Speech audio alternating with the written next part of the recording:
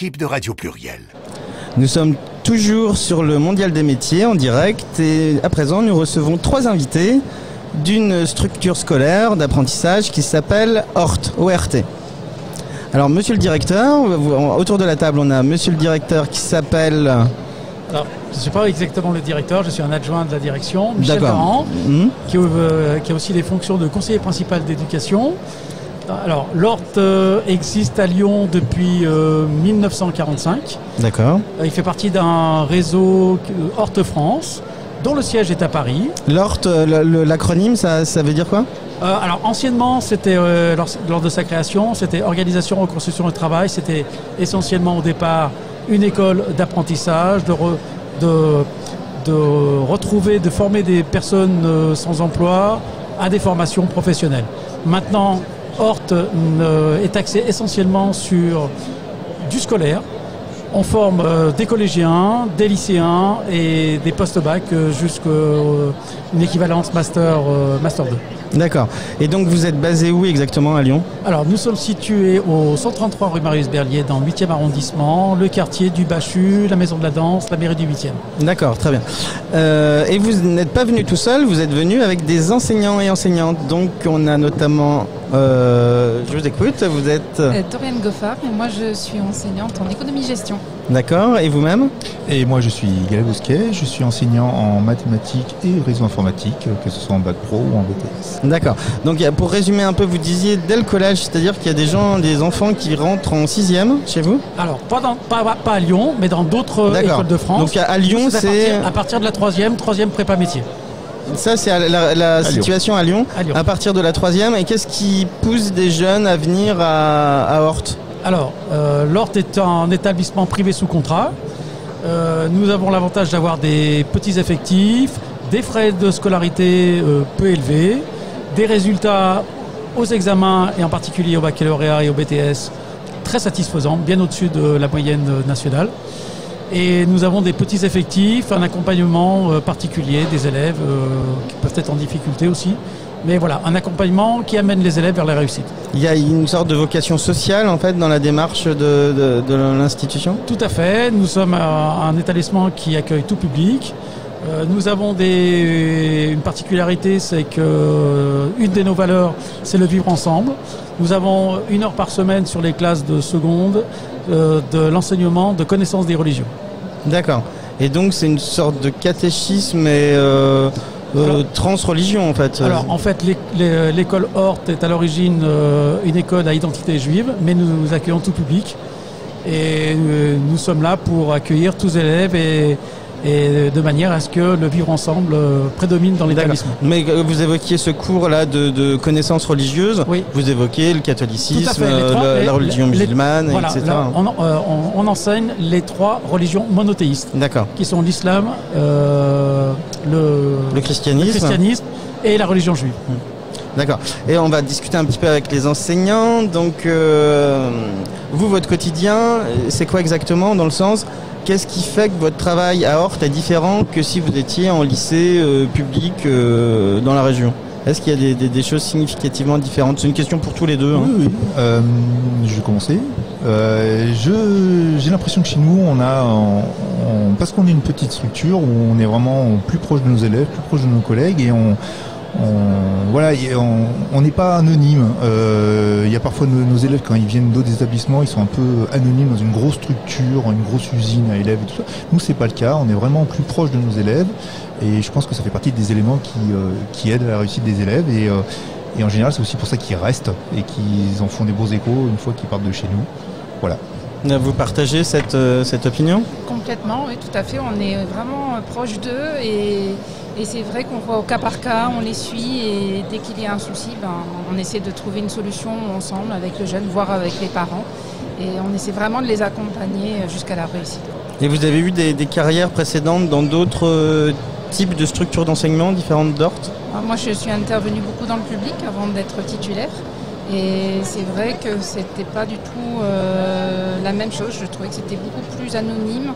Et alors que là, on travaille ensemble. Enfin, c'est totalement différent, quoi.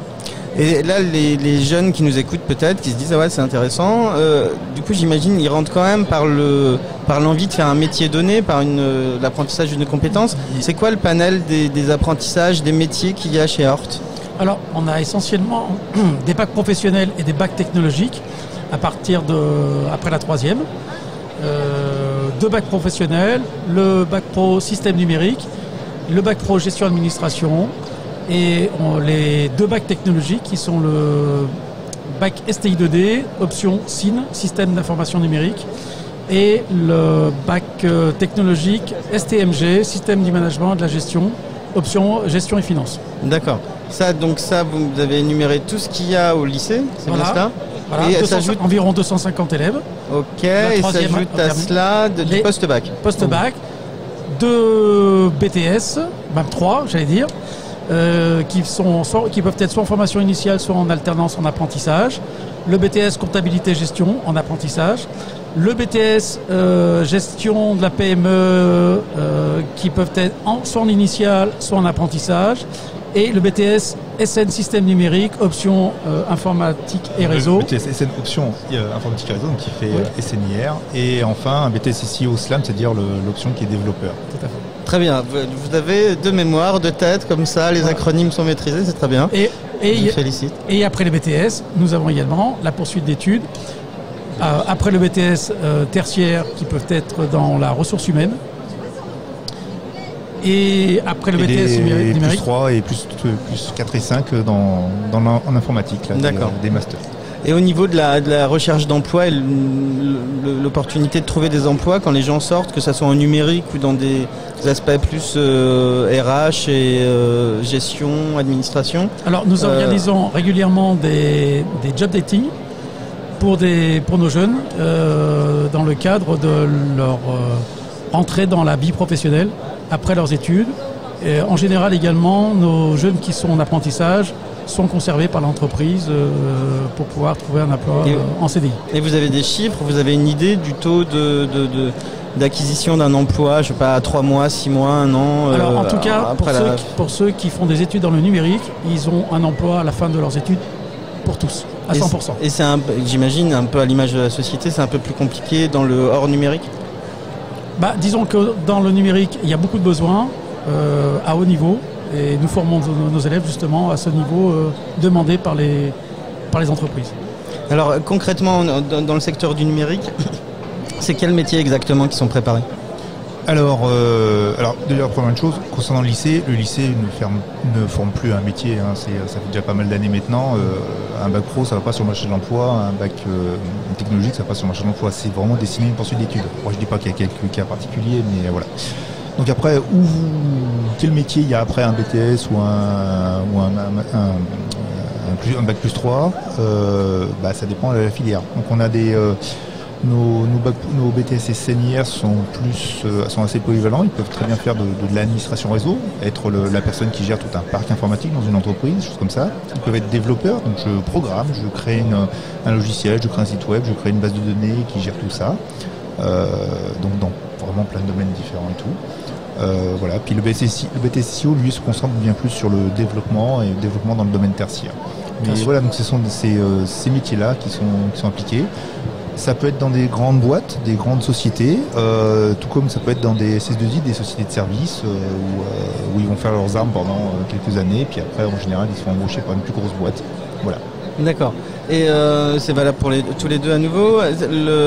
Donc il y a l'aspect cours, apprendre de nouveaux apprentissages et tout ça. Et le fait d'aller en apprentissage ou d'être en stage et tout ça, vous suivez aussi les élèves dans leur stage ou dès qu'ils font de l'apprentissage Alors les stages font vraiment partie de la formation. Donc quand c'est en post-bac, c'est des stages plus d'application pour vraiment se confronter à la réalité de l'emploi. Mais avant, au lycée ou en bac pro, le stage fait clairement partie de la formation. D'ailleurs, même officiellement, ce n'est même pas des stages, ce sont des périodes de formation en milieu professionnel. Comme quoi, on n'est pas censé y appliquer, mais censé y apprendre des choses et tout. Donc c'est vraiment une partie de leur formation. C'est l'école hors les murs, quoi. C'est l'école hors les murs, et ça veut dire aussi que selon les stages d'un tel ou d'un tel, en fait, ils n'ont pas exactement eu la même formation. Oui, chaque cursus sera individuel à l'élève. Et vous les suivez, vous rencontrez les chefs d'entreprise ou les tuteurs de stage Donc On les aide pour les recherches d'entreprise, pour qu'ils trouvent leur stage. Et après, effectivement, durant le stage, il y a un suivi, une évaluation. Il y a toute une partie de la notation pour leur examen qui est sous forme de rapport de stage, d'oral de présentation, de dossiers à remplir et d'autres fiches d'activité qu'ils font durant le stage. Le tout encadré par le corps enseignant. D'accord, très bien. Alors on va pas tarder à se quitter, donc on va juste refaire un petit brief sur l'école, sur Orthes. Donc elle est située dans le 8e. Tout à fait. Rue Marius Berlier. Tout à fait, au 133 Marius Berlier. Voilà. Accès par le tram T2. Elle prépare à tout plein de métiers comme on a pu voir dans De le la numérique, troisième. mais dans les aspects plus Voilà. administration, gestion, etc. À partir de la 3e et en tout cas à Lyon jusqu'à Bac+2. C'est bien cela? Non, c'est Bac plus 5. Bac+5 à Lyon. Ah oui, d'accord. Oui, donc Ah ouais. on a des élèves qui commencent en 3e chez nous et qui terminent en +5. C'est D'accord. presque plus vieux que les élèves Ok. profs, mais bon. Des formations initiales, des formations en apprentissage également. Et une journée porte ouverte à l'horizon? Des journées portes ouvertes. Et donc c'est à partir de quel mois Dès le mois de février. Là, Dès le juste mois de février. 26 février la première, là, Oui. c'est qui arrive la première, puis après il y a plein d'autres. Donc aller sur le site web, voir Tout à quand fait. est la prochaine Voilà. visite Et- porte ouverte et rencontrer les gens. Et qu'on nous sommes recevait présents au stand C12 au Mondial des métiers. aujourd'hui. Et au C12 sur le Mondial des métiers. Merci beaucoup, merci à nouveau. Merci à vous.